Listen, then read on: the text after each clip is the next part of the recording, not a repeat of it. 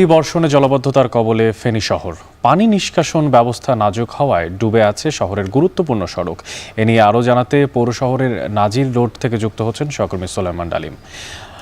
ডালিম, পৌরসভার কোন কোন ওয়ার্ডগুলোতে জলাবদ্ধতার ভোগান্তি বেশি দেখতে পাচ্ছেন, আর শহর থেকে বৃষ্টির পানি নিষ্কাশনে কোনো ব্যবস্থা এখন পর্যন্ত নেওয়া হয়েছে কিনা, কি দেখছেন সেখানে?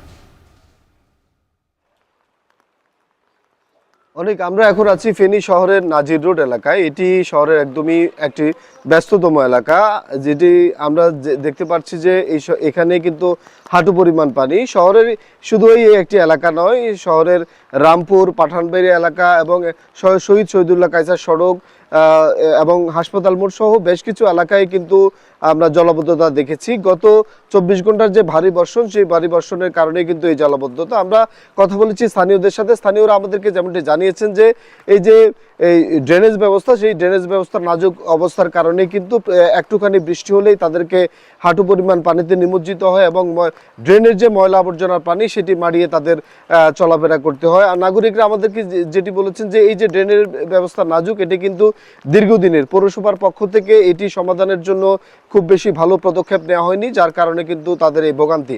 আমরা যেটি দেখেছি যে শহরের দমদমা খাল, পাগলিচোড়া খাল সহ যে প্রধান খালগুলো রয়েছে, যেগুলো দিয়ে সাধারণত এই যে বৃষ্টির পানি নামে, সেই খালগুলো দখল হয়ে আছে। অনেক জায়গায় খাল দখল করে কিন্তু দোকানপাট নির্মাণ হয়েছে, ভবন নির্মাণ হয়েছে এবং অনেক জায়গায় আমরা দেখেছি যে খালগুলো ভরাট হয়ে আছে এবং ময়লা আবর্জনায় ভরপুর হয়েছে। তার কারণে মূলত শহরের মধ্যে এই যে জলাবদ্ধতা।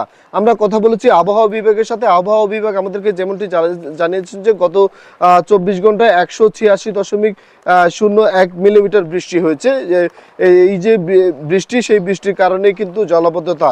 আমরা শহরের পাঠানবাড়ি এলাকা, যেটি শহরে পৌরসভার 10 নং ওয়ার্ড, সেই এলাকা আমরা যেটি দেখেছি যে শুধু রাস্তা ঘাট নয়, অধিকাংশ এলাকার যে গর্ভসুদি, সেই গর্ভসুদি এলাকাতেও কিন্তু পানি উঠেছে। মানুষের যে ভোগান্তি সেটি কিন্তু সীমা ছাড়িয়ে যাচ্ছে।